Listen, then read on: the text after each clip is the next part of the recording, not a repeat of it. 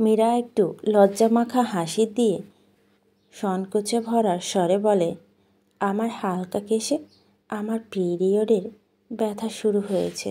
শুনি কারণের চোখ বিস্ময় বড় হয়ে গেল, মুখটাও বাংলা পাঁচের মতো বিকৃত হয়ে যায়। এক মুহূর্তে হতকম্বতা কাটিয়ে দুবার খুটখুট করে কেশে দিয়ে বলে, ও আচ্ছা, এক্ষুনি থেমে। আচ্ছা, তুমি বিশ্রাম নাও, আমি একটু আসছি। কারণ কক্ষ থেকে বেরিয়ে যায়। পরই মীরা হাসিতে ফেটে পড়ে। কি অদ্ভুত লজ্জাই না পেয়েছে বেচারা। তার রোমাঞ্চের মোহ এ মুহূর্তে উবে গেল। এদিকে কারানো দ্রুত গাড়ি চালিয়ে বাড়ি ছেড়ে রাস্তায় নেমে পড়েছে। ক্ষণিক বাদে মীরা বালিশটি পেটের ওপর চেপে ধরে খাটের মাথা হেলিয়ে বসে রইল। ধীরে ধীরে যন্ত্রণা বাড়তে থাকায় আরও বসে থাকতে পারছে না। কাচুমাচু ভঙ্গিতে শুয়ে পড়ল। প্রায় আধা ঘন্টা পর কারান হাতে দুটি বিশাল বাক্স নিয়ে ফিরে এলো। মীরার কক্ষে পা রেখেই দেখল মীরা যন্ত্রণায় কুণ্ঠিত হয়ে শুয়ে আছে। সে এগিয়ে গিয়ে আলতো করে মীরার মাথায় হাত রাখল এবং তার এলোমেলো চুলের মধ্যে আঙুল ডোবাতে শুরু করলো। হঠাৎ এই স্পর্শে মীরা ঘুম ভেঙে চমকে উঠল। চোখে চোখ পড়তে দেখল কারানের মুখে একরাশ মায়া। কারান স্নিগ্ধ কণ্ঠে বলে উঠল, উঠতে হবে না বউ, তুমি শুয়ে থাকো। আপনি কোথায় গিয়েছিলেন? কারণ হালকা হেসে জবাব দেয়, কেন, আমার অনুপস্থিতি মিস করছিলে?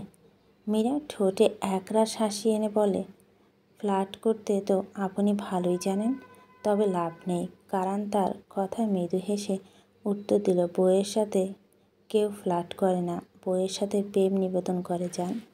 কারণের একথা মীরার মুখটা বিরক্ত ভাঁজে পড়ে উঠল। সে অভিমানী দৃষ্টিতে চোখ অন্যদিকে ঘুরিয়ে নিল। একটু থেমে রাশভারী কণ্ঠে কারান বলল, হোয়াট এভার, তোমার জন্য কিছু এনেছি, দেখো তো। এই বক্সে। মীরা ভুরু উঁচিয়ে বক্সের দিকে তাকে অবাক স্বরে বলল, ওয়েট, এত বড় বাক্সে কি আছে? কারণ একটু সংকোচ নিয়ে বলো, বলছি। আসলে মীরা, আমার এই ব্যাপারে তেমন কিছু জানার ছিল না, তাই গুগল থেকে সামান্য ধারণা নিলাম। এই বক্সটাতে তোমার জন্য পিরিয়ডের প্যাড এনেছি। তুমি কোনটা ইউজ করো সেটা তো জানতাম না, তাই দোকানে যত ব্র্যান্ড ছিল এক পিস করে নিয়ে এলাম। মীরার চোখ বিস্ময়ের আবেগে উজ্জ্বল হয়ে উঠল। কারণ পুনরায় বলল, আর অন্য বক্সটায় আমি বিভিন্ন ধরনের চকলেট আর কিছু দরকারি ওষুধ এনেছি। ভাবলাম এগুলো তোমার কাজে লাগতে পারে। কারণের এই যত্ন আর খুঁটিনাটির প্রতি মনোযোগ দেখে মীরা নিঃশব্দে তাকিয়ে রইল। খানিকটা সময় পর মীরা কপাল চাপড়ে হালকা এবং বিস্ময় ভরা কণ্ঠে বলে, হে আল্লাহ, আপনি আসলে কি বলুন তো, এটা কোনো কাজ করলেন? কারণ চিন্তিত মুখে মীরার পাশে বসে, তার চোখে কিছুটা অনুশোচনা নিয়ে বলে, কেন মীরা, কিছু ভুল করেছি? আচ্ছা, বুঝতে পেরেছি, তখন তোমাকে ওই কিস এর কথা বলা উচিত ছিল না, সরি মীরা। মীরা একটু হেসে বলো, আপনি যখন এগুলো কিনলেন, মানে শপ থেকে আনলেন, তখন একটু এমব্রেসিং ফিল হয়নি? আবার জিজ্ঞাসা, পারলে মুখ কাপড়ে ঢেকে রাখতাম, যদিও এটা নর্মাল, তবুও কি জানি। একটু থেমে, আচ্ছা বাদ দাও, তোমাকে একটা কথা জিজ্ঞেস করি। কি? কারণ তার দিকে একটু ঝুঁকে কিঞ্চিত হেসে দিয়ে বলল, মীরা, তোমাকে কেউ কখনো প্রশংসা করেনি? মীরা মুখে এক চিলতে হাসি এনে বলল, হ্যাঁ করেছে তো, মাহি আর আয়াস। কারণ হেসে বলল, আমাদের আয়াস? হ্যাঁ।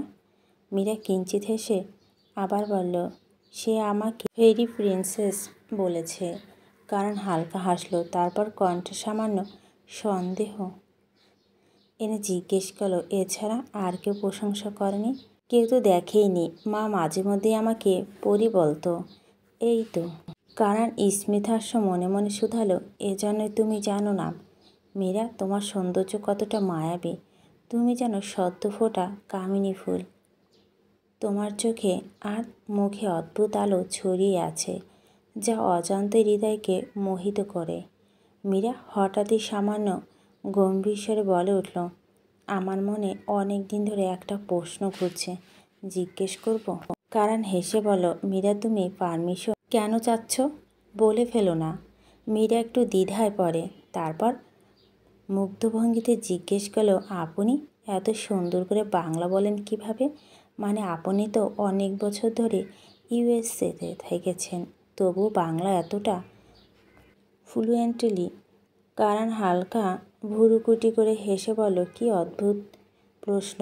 বাংলা আমার মাদার টাং মীরা।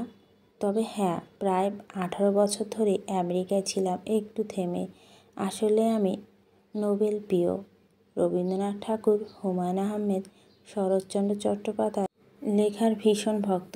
মীরা তার কথা শুনে প্রশান্তি মিশ্রিত মুগ্ধতায় তাকিয়ে রইল। কারণ মীরা আরও খানিকটা কাছে গিয়ে সংকোচনহীন চাউনিতে রবীন্দ্রনাথের একটা উক্তি বলে, ধরা আমি দিতে চাইনি তোমার প্রেমে, তবুও এ যেন কোনো আলো মায়া কারসাজি।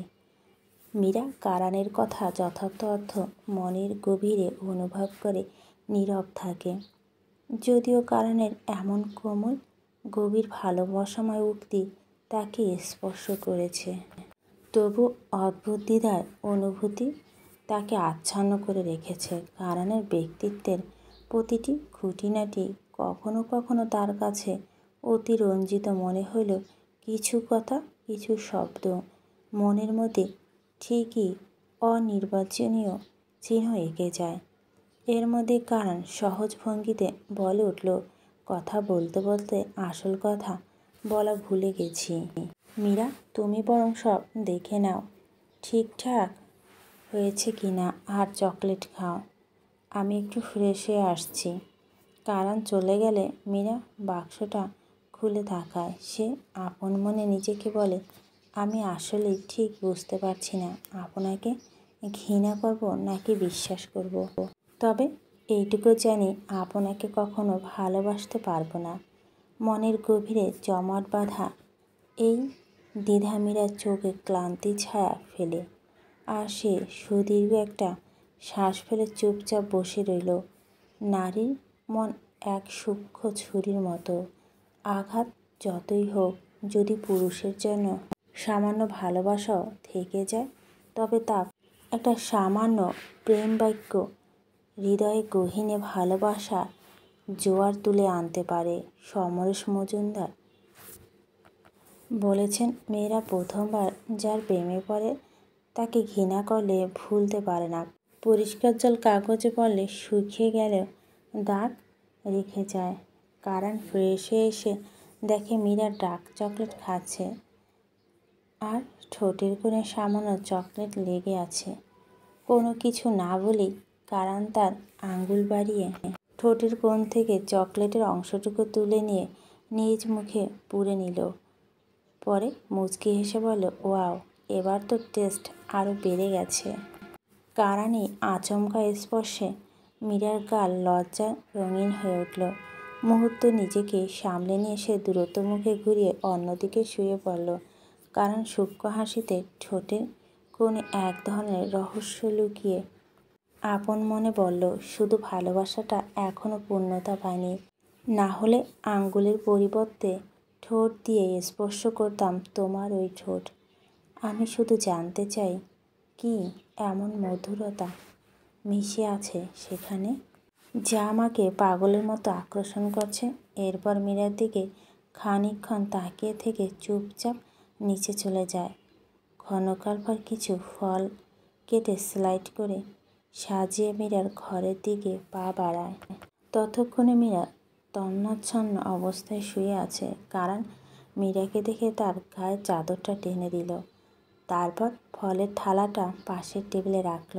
মাথা নত করে মীরা নরম মুখের দিকে তাকিয়ে মনে মনে কষ্টের এক ঝলক অনুভব করল।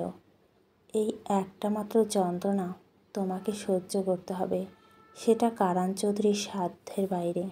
বলা বাহুল্য, কারণ মীরার পিরিয়ডের ব্যথাকে ইঙ্গিত করে বলেছে। মীরা সকালে ঘুম থেকে উঠে দেখল পাশে কিছু ফল কাটা রাখা আছে। ফ্রেশ হয়ে ফলগুলো খেয়ে সে নিচে নেমে এলো। নিচে আসতে তার চোখ পড়ল এক অভাবনীয় দৃশ্যে। ড্রয়িং রুমটি যেন নতুন করে প্রাণ ফিরে পেয়েছে। কারণ ঘরটিতে সুন্দরভাবে সাজিয়ে তুলেছে। দেওয়ালে ঝোলানো নতুন শিল্পকর্ম আর জলপ্রপাতের অনবদ্য পেন্টিং, জীবন্ত ফুলের টব, ঝলমলে নতুন পর্দা সব কিছুই পরিবেশটা মোহময় করে তুলছে। মীরা কিছুক্ষণ চুপচাপ দাঁড়িয়ে রইল। কারণ তখন পর্দার পেছনে কাজগুলো গ্লাস ওয়াশ নিয়ে মুছে ঝকঝক করতে ব্যস্ত। মীরা চমকে উঠে বলল, অসাধারণ লাগছে রুমটা, কিন্তু আজ এত গোছগাছের কারণ কি? কারণ কাজ পরিষ্কার শেষ করে বেসিনে হাত ধুতে ধুতে হালকা করে হাসল। কারাঞ্জলির ঘর কখনো অগোছালো দেখেছ? মীরা হেসে উত্তর দিল, না, তা দেখবো বা কীভাবে? সবসময় তো আমি সব গুছিয়ে রাখতাম, তবে আজ ড্রয়িং রুমটা একটু বেশি ঝকমক করছে। কোনো কাহিনী আছে নাকি? কারণ উত্তরে চোখ দিয়ে দরজার দিকে ইশারা করল। মীরা কৌতূহল নিয়ে দরজার দিকে তাকায়। ঠিক সেই মুহূর্তে কলিং বেলের শব্দ ভেসে আসে। মীরা গিয়ে দরজা খুলে দিতে মীরার মুখ উজ্জ্বল হয়ে যায়। উৎসাহের চোখে মুখে আলো ছড়িয়ে মীরা কাঁদতে কাঁদতে বাবা মাকে জড়িয়ে ধরে বলল, মা বাবা, হঠাৎ করে তোমরা? আমি তো বুঝতেই পারছি না কি বলবো। কেমন আছো তোমরা? কারণ পাশে এসে উৎসাহিত হেসে বলে, আসসালামু আলাইকুম বাবা। আসসালামু আলাইকুম মা। মীরা বাবা মাকে কি বাহিরে দাঁড় করিয়ে রাখবে? আপনারা ভিতরে আসুন। ইস, খুশিতে তো ভুলে গিয়েছিলাম। ভিতরে এসো মা, ভিতরে এসো বাবা। মমতাজ ঈশা হাসি ছড়িয়ে পড়ল। ওয়ালাইকুম সালাম বাবা, তুমি কেমন আছো? কারণ মাথা নিচু করে বিনয়ের সঙ্গে বলল, এই তো মা, আলহামদুলিল্লাহ। আসুন, আপনারা বসুন। তবু মীরার চোখে কিছু খুঁজে পাওয়ার ব্যাকুলতা। বিষণ্ণ স্বরে বলে উঠল, মা, মাহি আসেনি? ঠিক তখনই মাহিমা ছুটে এসে মীরাকে জড়িয়ে ধরল। মীরা অন্তরে জমে থাকা সমস্ত আবেগ এক প্রবল ঢেউ ভেসে গেল। কান্না তার গলা ভারী উঠল। মাহিমার আলিঙ্গনে তার সমস্ত দুঃখের আশ্রয় হয়ে উঠল। তুই শয়তান মেয়ে, বাইরে দাঁড়িয়েছিলি কেন? মীরার কণ্ঠে মমতা মেশানো ধমক। মাহিমা হেসে বলল, দেখেছিলাম আমার মীরু আপু আমাকে মনে পড়ে কিনা। মীরা তৎক্ষণাৎ মারের ভঙ্গি করে বলে, আয়, মনে পড়াচ্ছি তোকে। মাহিমা হাসতে হাসতে চিৎকার করে উঠল, আম্মু বাঁচাও। তখনই কারণ সামনে এসে খানিকটা হাসি মেশানো কণ্ঠে বলল, এসব কি করছো মীরা? আমার শালিকার গায়ে একদম হাত তোলা চলবে না।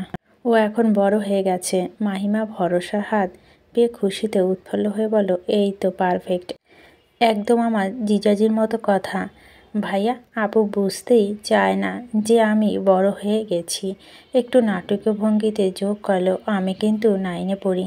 মীরা ভুরু কুচকে বলল, মাহি, তুই খুব বার বেড়েছিস।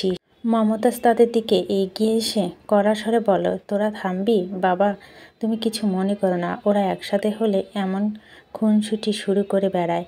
কারণ হেসে বলল, আরে না মা, কিছু মনে করিনি। আপনারা আসুন, বসুন। মমতাজ এবং আব্দুল রহমান সোফায় বসে পড়লেন। মীরাও তড়িঘড়ি করে তাদের মাঝে বসে প্রাণখোলা গল্পগুজব মেতে উঠল। কারণ মাহিমার দিকে তাকিয়ে বলো, তুমি এদিকে এসো মাহি, তোমার সঙ্গে কিছু কথা আছে।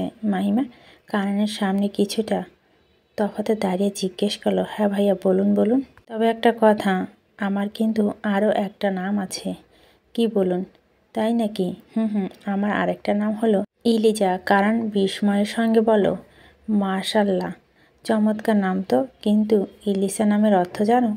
মাহিমা একটু ভুরু কুচকে ভেবে বলো, না। কারণ একটুখানি হাসি মিশে বলো, ইলিসা আরবি নাম, এর অর্থ হচ্ছে মূল্যবান, ঠিক যেমন তুমি সবার কাছে। ওমা সত্যি? কারণ মাথা নাড়ালো। হ্যাঁ, আর এখন থেকে আমি তোমাকে ইলিজা বলেই ডাকবো। ভাইয়ের থেকে ইলিজা শুনতে খুশি হয়ে তো ইলিজা। মাহিমা উচ্ছ্বাস ভরা কণ্ঠে বলল, খুব খুশি হলাম ভাইয়া, এই প্রথম কেউ আমাকে এই নামে ডাকলো। কারণ হেসে বলো, আচ্ছা আচ্ছা, এবার চলো, তোমার জন্য একটা গিফট আছে, এসো। কারণ এগিয়ে গেল আর মাহিমা উচ্ছ্বাসে তার পদক্ষেপ অনুসরণ করলো। দোতলায় পৌঁছে কারণ একটা কক্ষে দরজা খুলে দিল। দরজা খোলার সঙ্গে সঙ্গে মাহিমার চোখ বিস্ময় বড় হয়ে গেল। ঘরটি যেন এক স্বপ্নরাজ্য। চকলেট, চিপ, চানাচুর, আইসক্রিম, পিৎজা, বার্গার, ললিপপ সব কিছুতেই ভরপুর।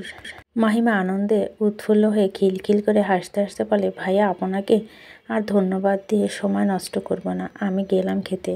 যেতে যেতে গলা উঁচিয়ে বলো, আপনার বোনও একদিন কোনো উপহার দিয়ে ঋণ শোধ করে দিবে। কারণ ঠোঁটের কোণে এক চিলতে হাসি ফুটিয়ে সিঁড়ি দিয়ে নিচে নামতে থাকে। এদিকে মীরা ব্যাকুল কণ্ঠে জিজ্ঞেস করলো, মা বাবা তোমরা কিছু জানাবে না? আমি কিছুই বুঝতে পারছি না কিভাবে কি করব। কত খুশি হয়েছি জানো। মমতা শেষে বলল, কারণ তোকে জানাতে বারণ করেছিল। কাল বিকেলেই ও ফোন করে আমাদের কাছে ক্ষমা চেয়েছে এতদিন ব্যস্ততার জন্য তেমন সময় দিতে না পারার কারণে।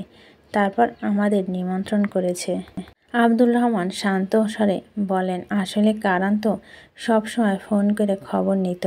আমি কেমন আছি, মাহি কেমন আছে, তোর মায়ের কথা সবই জানতে চাইতো, যদিও কখনো আসার কথা বলেনি। আমি অবাক হয়েছিলাম হঠাৎ নিমন্ত্রণ পেয়ে, কিন্তু কারণ এমন অনুরোধ করলো যে না বলতে পারলাম না। আর কতদিন আমরা মেয়েকে দেখি না, সেই কষ্টে। মমতা আব্দুর রহমানকে চোখের ইশারা থামিয়ে মীরাকে স্নেহময় স্বরে জিজ্ঞেস করলো, সেই সব বাদ দে, তুই কেমন আছিস সোনামা? শতাব্দীর মমতা চায়নি মেয়ের বুঝতে পারুক এতদিন মেয়েকে দূরে রেখে বাবা মা কেমন তীব্র যন্ত্রণার মধ্যে ছিল। অনেক ভালো আছি মা। তবে মীরার কণ্ঠে একটু বিচলিত হয়ে উঠল। তবে কারণের সঙ্গে সে তোমাদের কথা হতো, আমাকে তো বলনি কখনো। ততক্ষণে কারণ এসে দাঁড়িয়ে বলো, আমি বারণ করেছিলাম। মীরার কপাল কুঁচকে বলল, কিন্তু আপনি? মীরার কথা শেষ হওয়ার আগে মমতাজ বলল, মারে একটু বুকে আয়। মায়ের কথা শুনে মীরা আর কোনো কথা না বলে মমতাজের বুকে মাথা গুঁজে দিল, যেন মায়ের স্নেহময় বক্ষে নিজে সমস্ত দুঃখ, অভিমান আর কষ্টভার লুকিয়ে রাখতে পারে। কারণ এই নিয়ে কিছু বলার প্রয়োজন মনে করেনি। কারণ তার অভিপ্রায় কখনই মীরার সুখে নিশ্চয়তা দেওয়া ছিল না। যদিও সে মীরার বাবা মায়ের সঙ্গে সুসম্পর্ক বজায় রেখেছিল, কিন্তু তাদের কখনো বুঝতে দেয়নি যে মীরার প্রতি তার আচরণের শীতল উদাসীনতা লুকিয়েছিল। অনেক দিন পর বাবা মায়ের সান্নিধ্য মীরার কথা জালে হারিয়ে গেল। এক গল্প থেকে আর এক গল্পে ভেসে যেতে যেতে সময় হিসেবে হারিয়ে ফেলেছে। দ্বিপ্রহরের সূর্য মাথার উপর উঠলে কারণ সবার জন্য রান্নার ভার নিল। কারণ এসে হাসি মুখে কুশল বিনিময় করে আহ্বান জানায়, মা বাবা আপনারা খেতে আসুন। মীরা তুমিও খেতে আসো। গলা উঁচিয়ে ফরিদ কাকা উপর ইলিজাকে ডেকে আনুন। মমতাজ অবাক দৃষ্টিতে প্রশ্ন করে বসে, খাবার কি বাইরে থেকে এনেছো বাবা? কারণ হেসে জবাব দেয়, না মা, আমি নিজে রান্না করেছি। আপনারা খেতে আসুন প্লিজ। মমতাজ আর আব্দুর রহমান অবাক হয়ে কারণের দিকে তাকিয়ে রইলেন। অথচ মীরার মনে প্রচণ্ড অপরাধবোধ কাজ করছে। গল্পের ফাঁকে ফাঁকে কারণ একাই রান্নার সমস্ত কাজ সেরে ফেলল। মমতাজ আর আব্দুর রহমান একে অপরের দিকে চেয়ে চোখে ভাসা কথা সেরে নিলেন। তাদের মনে হলো তাদের মেয়ে বুঝি সত্যি সুখময় জীবনের স্বাদ পেয়েছে। টেবিলে গিয়ে দেখলেন কারণের আয়োজন কোথাও কোনো কমতি নেই। খাবারের আরম্ভ তাদের অভিভূত করে তুলল। সবাই টেবিলে বসতেই কারণ যত্ন সহকারে সবাই প্লেটে খাবার তুলে দিল। এমনকি মাহিও দৌড়ে এসে উচ্ছ্বাসে ভরে বসে গেল। মমতাজ আর আব্দুর রহমানের হৃদয় এই মুহূর্তে অদ্ভুত প্রশান্তি ভর করল। কারণ হাসিমুখে বলল, কাকা আপনিও বসুন, আমি সার্ভ করে দিচ্ছি। কারণের শীতল নির্বিকার আওয়াজ শুনে ফরিদ কাকা অবাক হয়ে গেলেন। যে মানুষটি এতদিন রাগে তুষার স্তূপের মতো শীতল এবং কঠোর ছিল, আজ আকস্মিকভাবে কি এমন ঘটল যে তার অন্তরটা বরফে গলিয়ে নরম স্রোতের মতো প্রবাহিত হচ্ছে। এই পরিবর্তন তাকে অভ্যস্ত হতে দিচ্ছে না। তবে ফরিদ তার কোনো মন্তব্য করার সাহস পেল না, তাই চুপ করে টেবিলের দিকে এগিয়ে গিয়ে খেতে বসে গেলেন। রাতে সবাই খাবার শেষ হলো। কারণ ঠান্ডা স্বরে বলল, কাকা আপনি বাবা মায়ের রুমটা দেখিয়ে দিন। মাহিমার দিকে তাকিয়ে, আর যে রুমে খাবার রাখা হয়েছে সেটা তোমার রুম ইলিজা খুশির চোটে লাফিয়ে উঠে বলল, ওকে ওকে জি। একটু পর সবাই নিজের রুমে চলে গেল। মীরা আজ কিছুটা বেশি খুশি। আজ বাবা মা এবং বোনকে কাছে পেয়ে তার হৃদয়টা ভরে গেছে। তাই খুশি হয়ে বিছানা গুছিয়ে শুয়ে পড়ল। আর কারণও আজ তার শুভ্র মঞ্জুরিকে জ্বালানোর প্রয়োজন মনে করল না। তাই কারণ কোনো শব্দ না করে বিছানার অপর পাশে শুয়ে পড়ল। রাত ৩টা। কারণ পাশে গভীর নিদ্রা আচ্ছন্ন, কিন্তু মীরা ঘুমাতে পারেনি। কিছুক্ষণ পর মীরা বিছানা থেকে উঠে পড়ছে আরাম কেদারায় গিয়ে বসে পড়ল। ঝিঝি পোকার শব্দে তার মধ্যে বেড়ে ওঠা এক অপ্রতিরোধ্য বিহর। অথচ রাতের অন্ধকার তাকে ভীত করতে পারেনি। মীরার ভিতরে জমে থাকা ব্যথা, উদ্বেগ ও বেদনা তাকে ক্রমাগত আঘাত করতে থাকে। আকাশের দিক তাকিয়ে সে নিজের সঙ্গে মানসিক দ্বন্দ্বে হারিয়ে যায়। ওর প্রতি এতটা ভালো ব্যবহার কি ঠিক হচ্ছে? অন্তত কিছুটা হলেও তো ওকে সেই ব্যথাটুকু অনুভব করানো উচিত, যা আমায় তিলে তিলে শেষ করেছিল। অথচ আমি কি করছি? আমি কি সত্যি একটা বোকা? গত 11 মাস ধরে যে প্রতিনিয়ত আমার হৃদয় ভেঙে চূর্ণ করে দিয়েছে, আজ তার একটুখানি ভালো ব্যবহার এত সহজে নিজেকে সঁপে দিচ্ছি। পরে এক জবাব নিশ্চয় দেব, কিন্তু এভাবে তো চলতে পারে না। যদি ওর আচরণে মধুরতা গলে আবার সে ভুল প্রেমে পড়ে যায়, তখন কি হবে? একটু গভীর নিঃশ্বাস ছেড়ে ফের বলো, কি বললাম? এই কয়েকটা দিন এতটা নরম হয় কি আমার মতো মেয়ের শোভা পায়? যে মানুষটার ক্ষমারও অযোগ্য, তার সঙ্গে কি না এত সহজেই মিশে যাচ্ছি। লজ্জা হওয়া উচিত মীরা। প্রতিটা গভীর রাতে সীমাহীন কষ্টগুলো বুকে চেপে ধরেছিল, কতবার ডুকরে কেটেছে। অথচ সেই আমি এখন সব ঠিক আছে, কিন্তু নিজের মধ্যেই এতটুকু আত্মসম্মান কি নেই তোর? যে লোকটা তোর চোখের সামনে মেয়েদের শুধু বিদ্যা অর্জন করলেই তো হবে না, মাথায় বুদ্ধি আর আত্মমর্যাদা দীপ্তি থাকতে হবে। একবার হলেও তো তোকে বুঝিয়ে দেওয়া উচিত যে সে আমাকে কতটা অপমান করেছে। এখন কি এভাবে তোলাই দিই? তবে সে ভাববে আমায় আবারও তেমন আগের মতো। তার গভীর কষ্ট নিঃশ্বাসের সঙ্গে মিশে আশেপাশে বাতাস ভারী হয়ে উঠল। তার প্রতিটি শব্দের মধ্যে লুকিয়ে আছে অন্তরের চাপা যন্ত্রণা, অচেনা সুর। কেদারের গা এলিয়ে দিয়ে চোখ বুলিয়ে নিজেকে সামলে বলো, তুমি এখানে আছো শুধু তোমার বাবা মায়ের সম্মানের কথা ভেবে। কিন্তু কেন বারবার ভুলে যাচ্ছ মীরা? সরলতা ভালো, কিন্তু এতটা আবেগপ্রবণতা, এটা তো যুক্তি দিয়েও মেলে না। তুমি কি একটু প্রতিবাদ করতে পারো না? একটু থেমে, না হয় প্রতিবাদই নাই করলে, কিন্তু নিজেকে শক্ত রাখাটা কি এতটাই কঠিন? এই জবাব আজ না দিলে একদিন ঠিকই সুদে আসলে ফেরত দেবে। আমি প্রতিশ্রুতি দিচ্ছি, কারণ একদিন আপনি ভয়ঙ্কর রকমের ব্যথা অনুভব করবেন। থেমে, কিন্তু আমি ভেবে কুল পাই না, ওর স্বপ্নটা এমন কি ছিল যে ওর এত দূরত্ব, এত পরিবর্তন আনলো? স্বপ্নটা যদি একবার ঢুকে দেখতে পারতাম, তাহলে অন্তত নিজের মনকে ভরসা দিতে পারতাম। কিন্তু এটা কি সত্যি ওর স্বপ্ন ছিল, নাকি যা আমি ভেবেছি সেটাই সত্যি? অর্থাৎ পুরো বিষয়টা একটা অভিনয়। মীরার মন এক অশান্ত স্রোতধারা নিরন্তর প্রবাহিত হচ্ছে। সেখানে যুক্তি আর সন্দেহর ঢেউ বারবার আঘাত এনে চূর্ণ বিচূর্ণ করছে তার শান্তির প্রাচীর। অতি গভীর শ্বাস বুকে গভীরে নিঃশব্দে ক্রন্দনের জন্ম দেয়। সেই 11 মাসের দহনক্লান্ত যন্ত্রণা তার হৃদয় অন্তরস্থলে বারে বারে নিষ্ঠুর আঘাত হেনে চলেছে। বিষণ্ণতায় ভারের দৃষ্টিপথ ঝাপসা হয়ে এলো, অজান্তে চোখের কোণে বই এক ফোঁটা অশ্রু গড়িয়ে পড়ল। তন্দায় যেন চক্ষু যুগল সীমা এড়িয়ে চলে গেছে, অথচ রাতের দীর্ঘতার অসীমতার দিকে ক্রমশ প্রসারিত হচ্ছে। একাকিত্বের অন্ধকারে মেঘে তার আচ্ছন্ন মন ক্রমশ শূন্যতা অতল গহ্বরে হারিয়ে যেতে চায়। বারান্দা অপর প্রান্তে দিবাকর ধীর গতিতে তার সোনালি কিরণের ধরণীকে আলোকিত করে তুলছে। বহিরঙ্গে পাখি কোলাহল ক্রমশ বাড়ছে, তাদের কিচিরমিচির ধ্বনি আর প্রভাতের স্নিগ্ধ সমীর মীরার অনমনীয় স্থবিরকে ভেদ করে এক অব্যক্ত আহ্বান জানায়, এবার ওঠো মীরা। মীরা উঠে ফজরের নামাজ আদায় করে রসুনঘরের দিকে পা বাড়ায়। বিছানায় শুয়ে থাকা অধিপতি দিকে তাকানোর প্রয়োজনটুকু সে মনে করল না। বেশ অনেকটা সময় পেরিয়েছে। রসুনঘরের রাস্তা তৈরি ব্যস্ত মধ্যে হঠাৎ চেনা এক সুর কর্ণক্ষে প্রবেশ আসছে, গুড মর্নিং।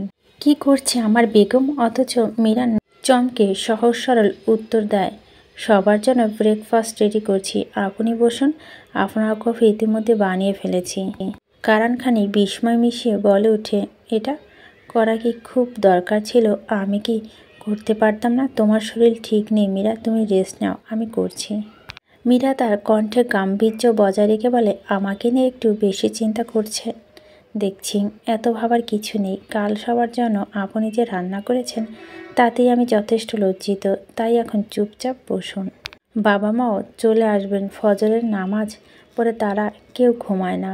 কারণ খানিক হেসে বলে উঠল, আমি যদি তোমার চিন্তা না করি তাহলে কে করবে বেগম? তবে আজ দেখছি আমার মহারানী যেন রাগিনী মূর্তি ধারণ করেছে। ব্যাপারটা কি? মীরা কয়েক ন্যানোসেকেন্ড চোখ বন্ধ করে এক গভীর নিঃশ্বাস নিল। এরপর কটমটো দৃষ্টিতে কারানের দিকে তাকিয়ে বলল, আপনার কথাগুলো আমার একদম ভালো লাগছে না কারণ। খুব ভালো হয় আপনি টেবিলে গিয়ে বসুন। মীরার তীব্র ক্রোধ দেখে কারণ খানিকটা বিচলিত হলেও তার মন মীরার অসন্তোষের গভীরতা মাপতে ব্যর্থ। কারণ তার চেতনা তখন এক দুষ্ট চিন্তায় ঘুরপাক খাচ্ছে। তাই সে কিঞ্চিত মুচকি হেসে বলল, বুঝতে পেরেছি। কারণ কি বুঝতে পেরেছে এমন প্রশ্ন করার প্রয়োজন অনুভব করল না মীরা। তার বদলে কারণের তুচ্ছ কথাটা উপেক্ষা করে সে পুরোপুরি নাস্তা তৈরিতে মনোনিবেশ করল। তবে কারণ থেমে থাকলো না। সে ধীর পায়ে মীরার পেছনে এসে দাঁড়িয়ে খানিকক্ষণ তোর কাজের প্রতি একাগ্রতা লক্ষ্য করল। এরপর মেলান হাসি হেসে মীরার কানের কাছে মাথা ঝুঁকে নিজের তৃষ্ণার্ত অদর দিয়ে তার ভাবপ্রবাহ গালে এক আলতো চুমু এঁকে দিল।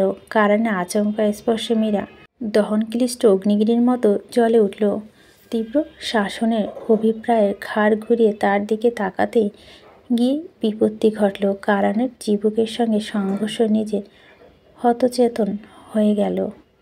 মীরা কপালে হাত রেখে ভুরু কুচকে করে বিরক্ত কণ্ঠে বলে উঠল, উফ লাগলো। কারণ তৎক্ষণাৎ উদ্গ্রীব হয়ে মীরার ললাটে আলতো ফু দিতে শুরু করে। মীরার কপালে হাত রেখে কোমল কণ্ঠে বলল, ইস লেগেছে না? ঠিক হয়ে যাবে সোনা। কারণের এমন অতিরিক্ত দরদে মীরা ক্রোধ দ্বিগুণ বেড়ে গেল।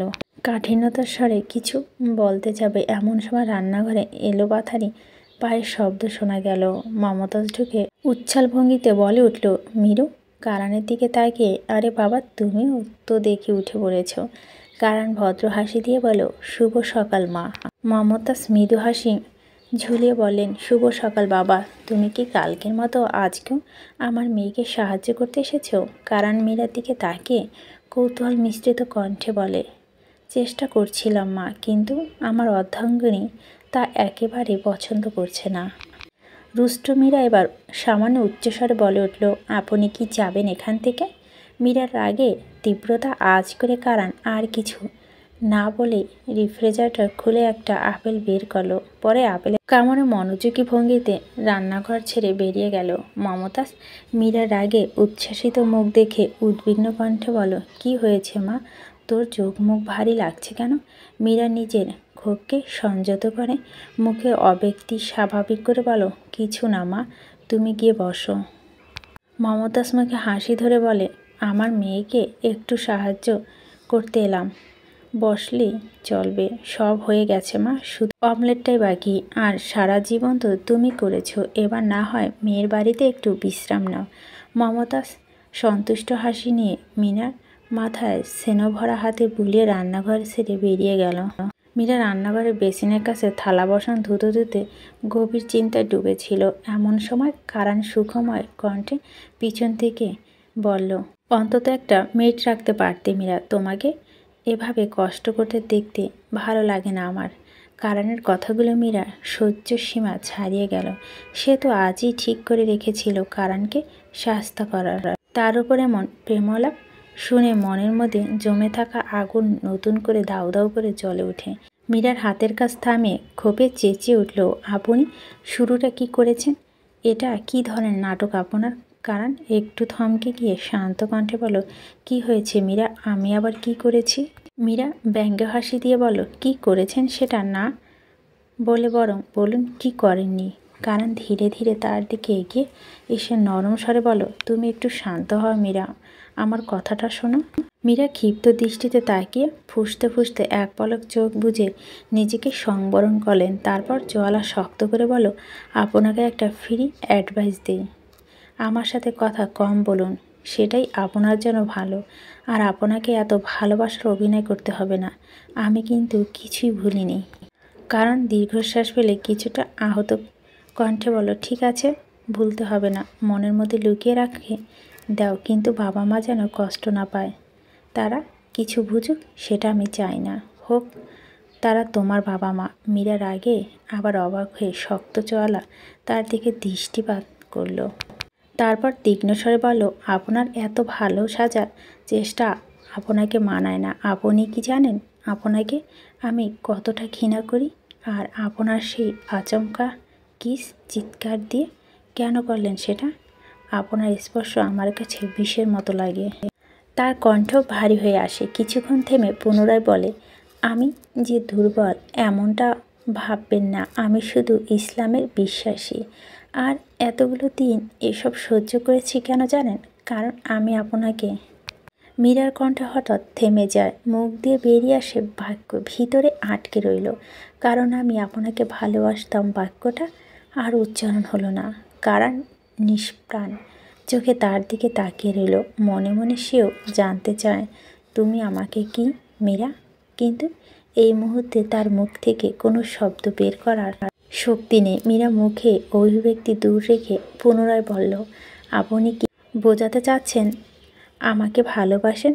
মোটেও না। হয়তো সেই স্বপ্নের কারণে নিজেকে শুধরানোর চেষ্টা করছেন, কিংবা হয়তো অন্য কোনো গল্প আছে যা আমি জানি না। কিন্তু আমি এটা জানি, ওই 11টা মাস আপনি আমাকে যা যন্ত্রণা দিয়েছেন তা ভাষায় প্রকাশ করার মতো নয়। আরও কিছু করার সুযোগ থাকলে আপনি সেটাও করতেন। আমি কি বোকা, তাই না?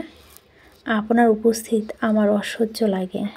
দয়া করে আমার থেকে দূরে থাকুক। মীরা চোয়াল কাঁপছে, অথচ কারণ চুপ করে দাঁড়িয়ে রইল। মীরার এই কথাগুলো তাকে পাথরের মতো ভারী করে তুলছে, কিন্তু তার মুখ থেকে একটিও শব্দ বের হলো না।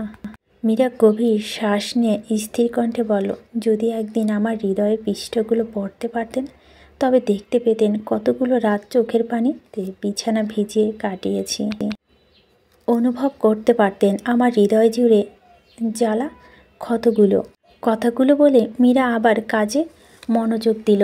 কারণ নিজের কষ্টের ভার কারণের সামনে আর বেশি সময় ধরে তুলে ধরতে চায়নি। কারণ মীরার অগোচরে নিঃশব্দে রান্নাঘর থেকে বের হয়ে চলে যায়। নিজ কক্ষে ফিরে গিয়ে দরজা বন্ধ করে সোফায় বসে থাকে। কিছুক্ষণ পর তার রগরগে হাতে আঙ্গুলগুলো শক্ত করে মুঠো বেঁধে টেবিলের ওপর সজোরে চাপড় মারে। সোফায় মোলায়েম কুশনগুলো ফুসতে ফুসতে ছিঁড়ে দুভাগ করে ফেলে। বিছানার একপাশে গুছিয়ে রাখা মীরার শাড়ির দিকে চোখ পড়তেই তার অস্থিরতা বেড়ে যায়। একটা শাড়ি হাত দিয়ে শক্ত করে ধরে। তার চোখে আগুনের শিখা জ্বলে ওঠে। ঠোঁটের কোণে রহস্যময় কাঁপন দেখা যায়। ক্রোধে বশবর্তী হয়ে আপন মনে বলে, মীরা, তোমাকে আমি আমার করবই। এটা কোনো সাধারণ প্রতিশ্রুতি নয়, বরং এটা আমার জেদ। এই জেদ আগুনের মতো প্রজ্বলিত থাকবে যতক্ষণ না তুমি আমার অস্তিত্ব অংশ হয়ে যাও।